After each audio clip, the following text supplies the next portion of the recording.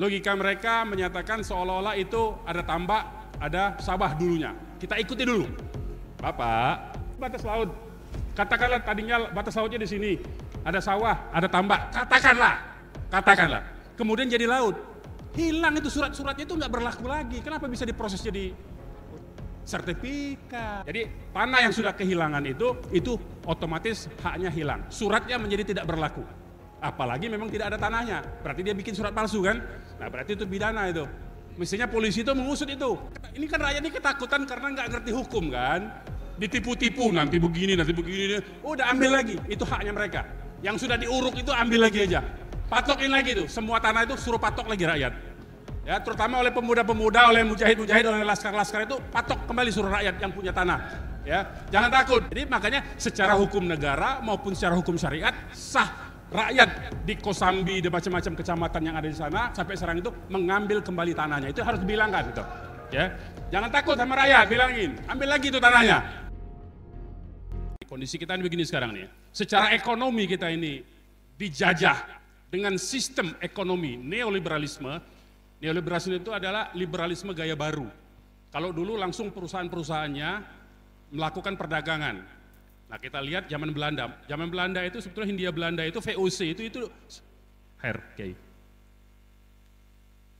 Jadi zaman Belanda itu VOC langsung berdagang dengan kerajaan-kerajaan Nusantara. Ini sebelum bicara Hindia Belanda nih. Langsung berjaya dengan Kesultanan Banten, dia sewa tanah tuh, nggak besar-besar sewa tanahnya. 2 hektar, 3 hektar. Ngomongnya untuk apa? Untuk tempat gudang mereka. Sama persis sekarang. Perusahaan-perusahaan itu cuma bedanya kalau dulu VOC langsung menyewa dengan sultan-sultan Nusantara, kalau sekarang mereka nyogok para pejabat yang gila duit itu. Itu aja bedanya sebetulnya, ya. Jadi ekonomi neoliberalisme itu sekarang dia menggunakan cara baru, cara-cara liberalisme. Jadi liberalisme itu sudah lama, ya, kapitalisme neoliberalisme. Kemudian secara politik kita itu masuk dalam perangkap sebuah geopolitik. Apa itu geopolitik? Geopolitik itu kondisi negara lain yang ingin mencaplok, istilah bahasa ilmu sosialnya itu Lebensraum. Lebensraum itu wilayah hidup. Jadi sebuah negara itu nggak bisa dia ekonominya cuma berputar di dalam negaranya sendiri. Dia membutuhkan negara-negara lain untuk menghidupkan ekonomi negaranya. Contoh konkret, Cina nggak bisa bangun mobil listrik kalau tidak disuplai nikelnya dari Sulawesi. Nah itu Lebensraum namanya. Ya, itu Lebensraum namanya. Jadi wilayah hidup, ruang hidup. Jadi sebuah negara, adalah kita bicaranya konteksnya negara ya. Jangan bicara individu-individu, kalau bicara individu-individu nggak selesai kita. Jadi kita bicara itu konteksnya melihat tuh konteks negara, imperialisme itu konteksnya negara. Sebuah negara, supaya negara itu bisa eksistensinya ada terus-menerus, dia membutuhkan negara-negara satelit sebagai sumber untuk mensuplai kehidupan dia. Tadi saya contohkan, pembuat baterai untuk kendaraan listrik itu nikelnya dari Indonesia, dari Sulawesi. Untuk minyak Amerika, emas Amerika, suplai emas Amerika itu ngambilnya dari Indonesia. Nah itu disebut Lebensraum. Itu harus paham tuh bapak-bapak. Jadi nggak bisa kita cuma mikir kita sendiri, itu nggak bisa. Makanya kita terus memikirkan, lihat. Nah Indonesia itu tidak punya doktrin seperti mereka. Nah Cina itu punya, Amerika itu punya. Kalau Amerika itu punya doktrin namanya Pax Americana. Ya, Pax Americana itu apa? Bahwa semua negara selain Amerika itu adalah hanya negara-negara satelit untuk suplai sumber daya, bahan baku, dan tempat memasarkan produk Amerika. Itu Pax Americana. Dan harus supaya sumber-sumber bahan bakunya itu terjaga, harus dijaga oleh militer Amerika. Makanya Amerika bikin ratusan pangkalan militer di luar negara Amerika. Itu namanya Pax Americana. Nah sekarang Cina bangkit. Cina itu punya doktrin sekarang, obor, bukan obor yang nyala itu. Obor itu One Belt, One Road. Atau BRI, Belt and Road Initiative namanya. Apa? Sama seperti Amerika. Cina itu sudah punya rencana global seluruh dunia, 5 benua. Jadi dari wilayah paling ujung timur, yaitu Indonesia, bahkan dia sudah masuk ke Papua Nugini, Fiji segala macam, ya. Dia sudah punya perjanjian, suplai bahan bakunya itu terus sampai ke Indonesia, terus dia sampai ke Eropa Timur, sampai ke Afrika Utara. Bahkan Amerika Selatan dia sudah punya rencana membangun jalan dan kereta api dari Brazil pantai timurnya sampai ke Chili pantai baratnya. Itu disebut doktrin obor itu. Jadi jalur sutra baru, jalur perdagangan baru. Nah, untuk menopang rencana obor Amerika, geopolitiknya seperti itu, Cina itu sudah membuat pangkalan militer di Natuna Utara. Coba Bapak cek, silakan ada. Nah, itu disebut imperialisme. Nah, dengan konteks imperialisme seperti inilah sebetulnya Indonesia itu saya nggak ngerti. Cuman kita berharap ya, Pak Prabowo ini orang militer, sama seperti Pak Narko. Dia tahu tuh apa yang disebut dengan geopolitik. Tapi sebelumnya Pak Cungkring kita itu nggak ngerti apa-apa, dia cuma ngamplas kayu soalnya. Jadi ketika serbuan rencana-rencana ekonomi Republik Rakyat Cina dipaksa tanda tangan, dia iya aja, karena dalam otak dia ini menghasilkan uang, otaknya di situ. Nah, ini realitas ya, ini realitas. Jadi dia tidak memikirkan eksistensi NKRI ini dalam jangka panjang. Cungkring Pak namanya. Ya. Jadi dia tidak memikirkan eksistensi NKRI, dia tidak memikirkan nasib rakyatnya. Yang dia pikirkan dengan adanya tanda tangan dengan berbagai macam peraturan perundangan yang dia buat, dia ubah-ubah. Dulu orang asing tidak boleh memiliki hak di Indonesia, hak rumah, hak tanah. Sekarang sejak tahun 2022 melalui peraturan pemerintah, dia izinkan Pak, hak guna bangunan boleh dimiliki oleh orang asing. Makanya yang di PSN, di koloni-koloni yang dibuat itu pakai HGB, bukan pakai hak milik. Ya. Nah, jadi ini rencana yang tidak dipahami oleh mayoritas penyelenggara negara. Kalau kita kan rakyat ini ikut aja sebetulnya kan. Cuman karena penyelenggara negaranya, pejabatnya dalam konteks ini tidak memberi paham kepada rakyatnya, tidak mencerdaskan, malah membodohi, maka terjebaklah kita Indonesia itu dalam konteks politik imperialisme negara lain. Jadi kacung negara lain lah bahasa kasarnya itu. Nah, sementara budaya, secara budaya kita nih kalau budaya orang per orang, kita itu diserbu dengan budaya hedonisme, dengan budaya individualisme, dengan budaya oportunisme. Ya, sehingga kita tuh cuma mikirin, dipaksa untuk cuma mikir diri kita sendiri. Tidak memikirkan umat kita. Dipaksa untuk begitu. Inilah yang sebetulnya yang sedang menjebak Indonesia ini dari segi ekonomi, dari segi politik, dari segi budaya, ya. Baik. Nah, jadi kalau negara ini dijalankan, diselenggarakan dengan benar sebetulnya, kerangkanya begini. Jadi negara tadi itu, ideologi itu bisa disebut doktrinnya. Ya. Doktrin politiknya itu apa? Indonesia ini. Indonesia ini nggak punya doktrin ini. Mau apa itu nggak jelas Indonesia ini. Ya. Bukan negara agama, bukan negara sekuler, akhirnya jadi negara bukan-bukan. Ya kan dia nggak ngaku, Indonesia bukan negara agama, tapi nggak mau juga dibilang negara sekuler, akhirnya negara bukan-bukan. Nah, jadi dia nggak punya itu, konsep ini tuh nggak punya Indonesia itu. Mau apanya itu nggak punya. Ada dalam bentuk tertulis pembukaan Undang-Undang Dasar 45 di alinea keempat tujuan bernegaranya, tapi tidak dijalankan, dilupakan. Mencerdaskan kehidupan bangsa, melindungi segenap tumpah darah, nggak dijalankan. Begitu jadi pejabat dijual semua aset negara ini, ya. Nah, ini nggak punya. Jadi kalau yang benar tuh sebetulnya ini dia punya ideologi, punya konsep, punya doktrin. Kemudian doktrin dia itu dipaparkan, substansinya diterjemahkan melalui metode melahirkan kebijakan negara di bidang ekonomi, keuangan, industri, kesejahteraan rakyat dan polhukam sebetulnya. Nah, ini tidak jalan nih yang begini nih. Karena dia tidak pakai konsep. Jadi pejabat negara itu nggak punya konsep. Jadi asal ada orang ngomong, Pak ini ada bisnis, ya oke, bisnis kita. Pak ada ini, dia ini, begitu aja sebetulnya. Jadi nggak ada konsep yang utuh begitu. Nggak punya roadmap.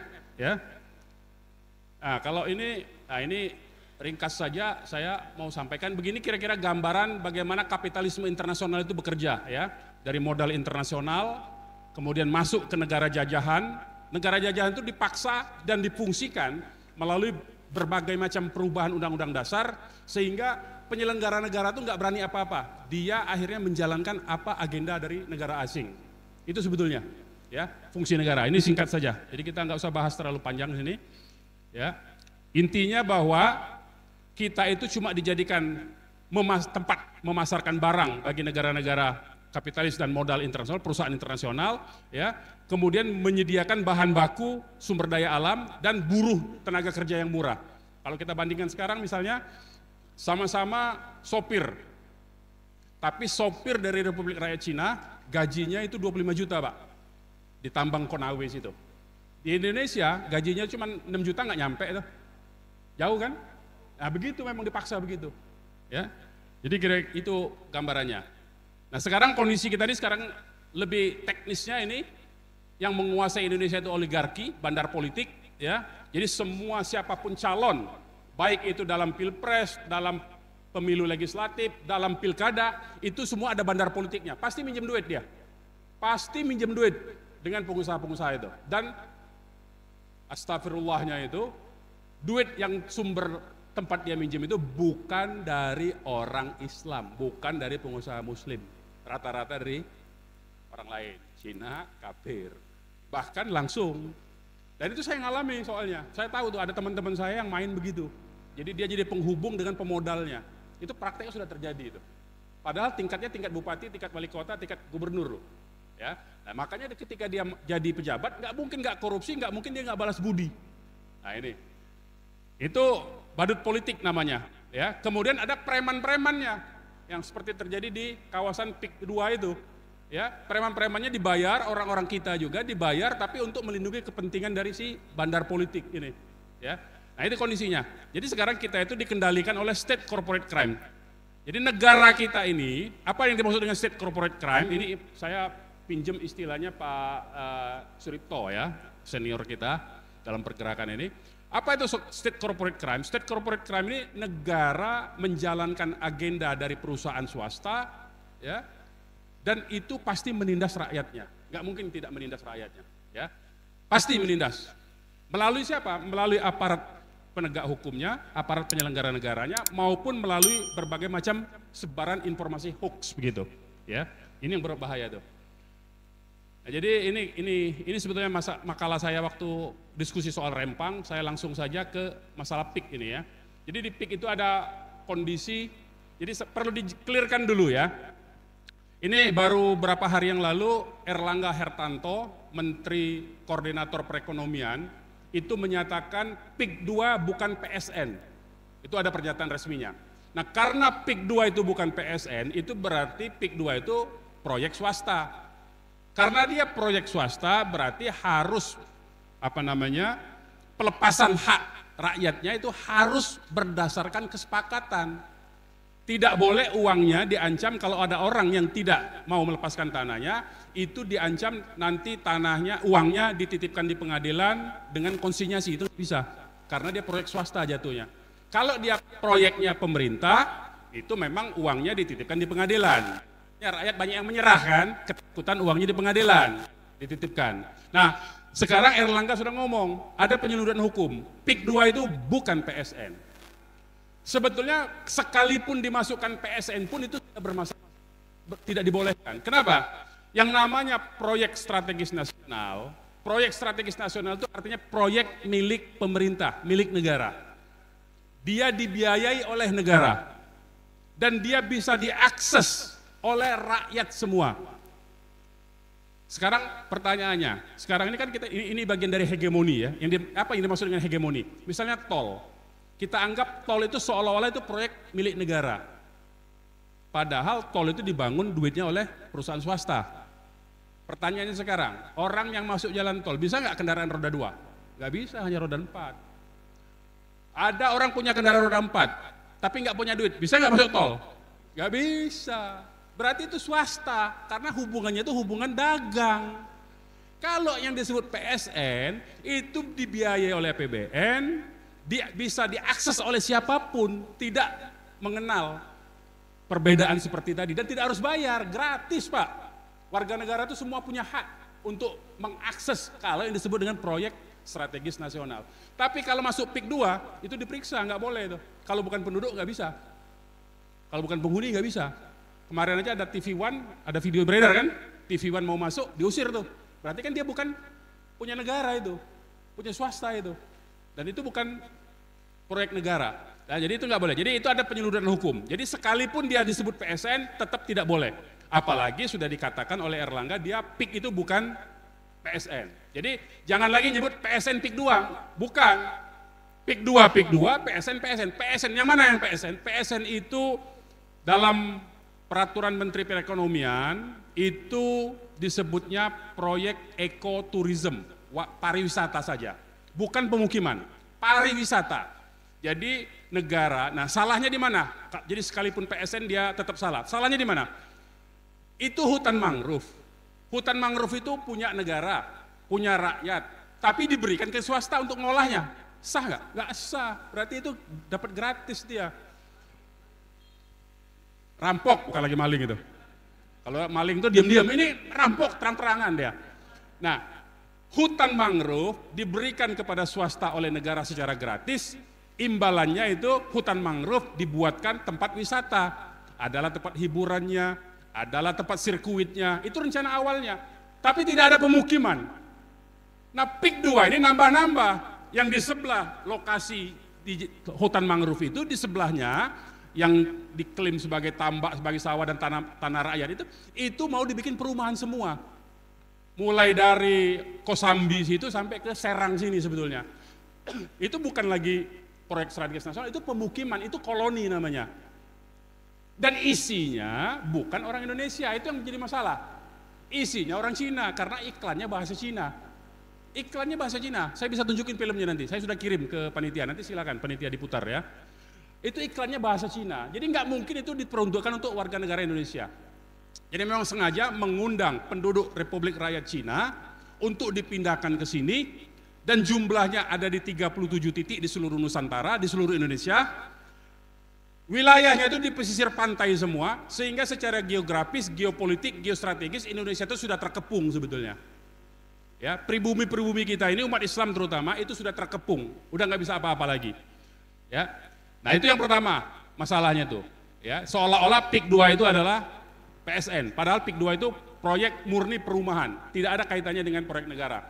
Jadi artinya sejak sekarang rakyat yang ada di Kosambi dan macam-macam itu kecamatan itu boleh mengambil kembali tanahnya. Kenapa? Kenapa? Ya. Kenapa dibolehkan? Boleh nggak secara hukum negara dulu? Saya bicara hukum negara, boleh nggak? Nggak boleh, Pak. Ada pasal 1320 KUH Perdata namanya. Pasal 1320, kalau perjanjian antara dua belah pihak tidak saling bersepakat, artinya ada keterpaksaan, maka perjanjian itu batal demi hukum. Silakan dicek. Ya. Artinya apa? Kalau rakyat yang selama ini terpaksa ditakut-takuti bahwa ini PSN, kalau tidak terima ganti rugi akan dipaksa lewat pengadilan, itu berarti kan tidak sah. Dia tidak ridho tuh. Berarti itu batal demi hukum. Berarti dia boleh ngambil kembali itu tanahnya. Loh, duit yang sudah diterima, ya angus lah, salah sendiri. Ya, jadi uangnya nggak usah dikembaliin, salah sendiri dia udah nipu kok. Jadi rakyat jangan ditakut-takuti lagi untuk mengembalikan uang itu. Ambil aja uangnya, udah sah itu. Tanahnya tanah dia kembali, uangnya uang dia kembali. Apalagi secara syariat Islam, ini kayak ada, kalau tidak ridho dalam jual beli, menyembunyikan informasi, ada cacat barang, batal jual belinya kan, haram itu masuk kategorinya. Nah jadi makanya secara hukum negara maupun secara hukum syariat sah rakyat di Kosambi dan macam-macam kecamatan yang ada di sana sampai sekarang itu mengambil kembali tanahnya, itu harus dibilangkan gitu. Ya, jangan takut sama rakyat, bilangin, ambil lagi itu tanahnya. Bener itu supaya rakyat itu nggak ini kan rakyat ini ketakutan karena nggak ngerti hukum kan, ditipu-tipu nanti begini, udah ambil lagi, itu haknya mereka. Yang sudah diuruk itu ambil lagi aja, patokin lagi itu, semua tanah itu suruh patok lagi rakyat. Ya, terutama oleh pemuda-pemuda, oleh mujahid-mujahid, oleh laskar-laskar itu patok kembali suruh rakyat yang punya tanah. Ya, jangan takut, itu tanahnya mereka soalnya. Karena apa? Karena mereka rakyat itu dipaksa karena sudah diinformasikan lewat informasi hoax itu, seolah-olah PIK itu adalah PSN kan? Itu nggak boleh itu. Ya. Kemudian ada pemalsuan dokumen. Pemalsuan dokumennya di mana? Yaitu Lurah Kohot yang bikin sertifikat di laut itu. itu pasti dokumennya patut diduga kuat itu dokumen palsu.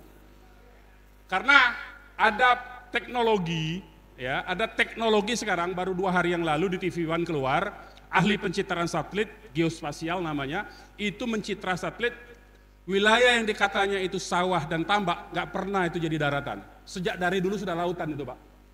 Sejak dari dulu sudah lautan, sejak dari tahun 73 ada datanya. Itu sudah saya kasih juga itu datanya. Nanti silakan disebar aja. Sejak tahun 73 itu sudah lautan. Jadi bagaimana tahun 80 ada itu seolah-olah tambak dan sawah. Ini penipuan namanya kan. Nah kalau penipuan ya tidak sah itu. Berarti itu ada dokumen palsu. Harusnya lurahnya itu diseret ke penjara, bukan pengadilan, penjara itu langsung. Ya. Jadi nggak boleh itu lurahnya selama ini sok-sok menyatakan itu karena memang orang rakyat nggak ngerti hukum soalnya. Ini rakyat harus disadarkan, harus dikasih tahu itu. Itu logikanya. Nah katakanlah kita ikuti logika mereka. Logika mereka menyatakan seolah-olah itu ada tambak, ada sawah dulunya. Kita ikuti dulu. Bapak, Ibu, kalaupun ada tanah kita, ini tanah misalnya, saya bicara konteks gunung misalnya. Ini ada tanah, ini jurang. Tiba-tiba tanahnya ambles, longsor. Berarti tanahnya hilang kan? Itu haknya ikut hilang Pak, secara hukum. Sama dengan laut, ini batas laut. Katakanlah tadinya batas lautnya di sini, ada sawah, ada tambak, katakanlah. Kemudian jadi laut, hilang itu surat-suratnya itu nggak berlaku lagi. Kenapa bisa diproses jadi sertifikat? Nah ini yang sebetulnya, jadi mau ikuti logika mereka tetap salah, apalagi ikutin hukum. Secara logika mereka saja udah salah. Jadi tanah yang sudah kehilangan itu otomatis haknya hilang. Suratnya menjadi tidak berlaku. Apalagi memang tidak ada tanahnya. Berarti dia bikin surat palsu kan? Nah berarti itu pidana itu. Mestinya polisi itu mengusut itu. Mestinya polisi mengusut itu. Bukan polisi malah nakut-nakutin rakyat. Ya. Nah, intimidasi sekarang ini. Terjadi intimidasi. Perampasan tanah, kekerasan. Banyak yang dipenjara tuh. Saya dengar-dengar. Kalau apa-apa ditakutin, kalau ada foto dengan Pak Dido, ditangkap, dia panggil kantor polisi, kemudian ditakut-takutin sehingga dia ngelepasin tanahnya. Banyak kejadian itu. Ya, nanti Pak Narko dengan Pak Marwan dan kawan-kawan nih banyak ceritanya di sana. Ya. Jadi itu yang terjadi di konstruksi masalah. Nah, sekarang tadi saya katakan menurut Undang-Undang 5 tahun 60 tadi itu. Menurut undang-undang ini sebetulnya tanah itu punya fungsi sosial. Jadi kalaupun kita punya tanah, beli tanah, di belakang kita ada tetangga kita, nggak punya akses masuk ke tanah yang belakang. Ada fungsi sosial, kita harus memberi jalan kepada tetangga kita. Nah, di PIK ada nggak begitu? Malah diusir kan? Malah diusir, malah jalan negara diambil alih oleh perusahaan, oleh korporasi, oleh Agung Sedayu Group. Nah ini yang sebetulnya pelanggaran hukumnya. Jadi banyak sekali sebetulnya pelanggaran-pelanggaran hukum ya. Kalau di ini ada tentang tanah musnah di pasal 34 itu tentang hak guna bangunan, tanah musnah itu ada salah satunya itu ya. Tanah itu hapus, hak guna usaha, hak guna bangunan hapus karena apa? Salah satunya huruf F-nya itu tanahnya musnah. Kalau tanah daratan jadi laut itu kan musnah. Kalau dari tanah kemudian longsor nggak ada tanahnya lagi itu namanya musnah. Berarti itu sudah tidak punya hak. Suratnya menjadi otomatis tidak berlaku lagi. Otomatis tidak berlaku. Nggak perlu pakai ini, otomatis tidak berlaku itu. Ya. Nah, jadi itu yang sudah diumumkan kemarin.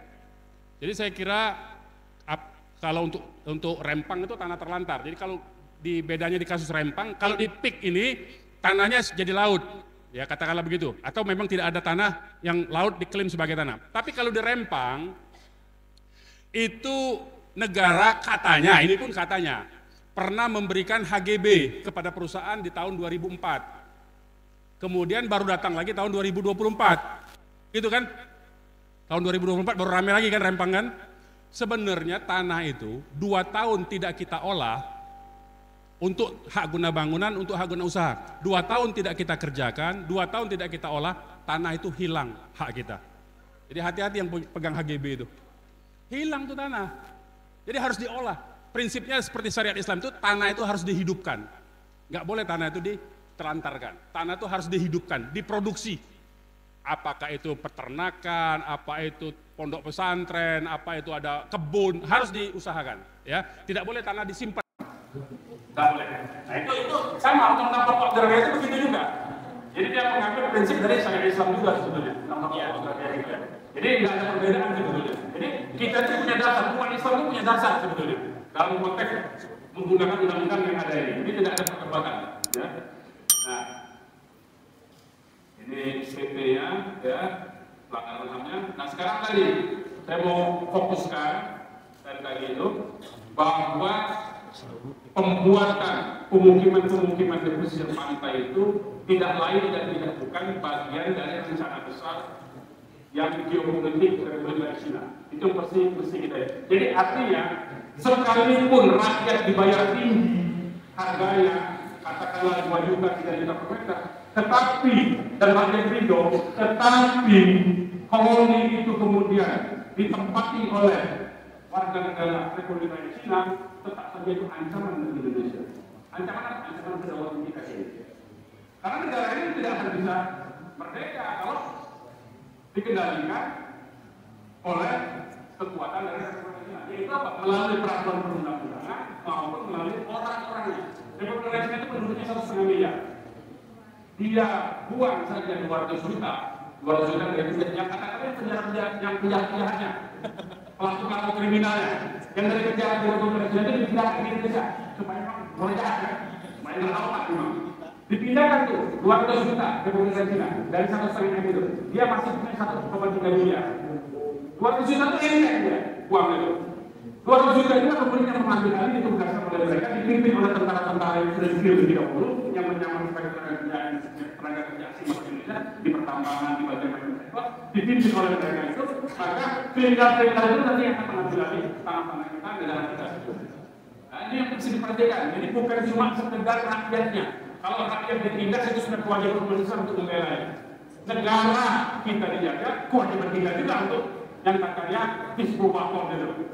Cinta tanah air itu harus diwujudkan, jangan cuma ngomong aja. Selama ini kan yang ngomong disbubakor itu pada malah bela aguan. Dan pada bikin pertemuan itu pada ngomong NKRI, tapi bela aguan. Mestinya dia bela penduduk yang Islam itu, bukan bela Cina kafir. Nah ini anomali yang kita hadapi, dan karena itu sebetulnya kewajiban kita semua supaya nanti Indonesia bisa merdeka lepas dari cengkeraman oligarki dari state corporate crime. Jadi mudah-mudahan kita bisa sadarkan rakyat di sana bisa kita dorong untuk mengambil kembali tanah-tanahnya, dan rakyat itu berani kalau dipimpin oleh para tokoh dan para ulama. Kalau enggak berani ya. Yang namanya domba itu harus ada pemimpinnya. Pemimpinnya inilah tokoh agama, kiai-kiai, ustaz-ustaz. Jadi kalau memang masyarakat di sana belum siap, tolong kirim ke sana ustaz-ustaz muda, anak-anak santri-santri kita, kirim untuk menyadarkan cara berpikirnya. Bahwa di sana ada hak mereka, bahwa mereka itu dizolimi. Kirim ke sana bidik mereka. Yang saya dengar di sana memang jarang. Kegiatan keagamaan jarang. Nah, kirim santri-santri kita yang mudah-mudahan sebagaimana teman-teman kita dari kelompok sebelah itu sering kirim misionaris-misionarisnya kalau ada peristiwa-peristiwa begitu. Nah kita kirimlah santri-santri kita supaya mendidik masyarakatnya supaya mengetahui haknya dan berani melakukan itu. Karena tanpa itu rakyat akan terus ditipu dan ditekan oleh mereka. Saya kira itu saja bisa saya sampaikan. Terima kasih. Assalamualaikum warahmatullahi wabarakatuh.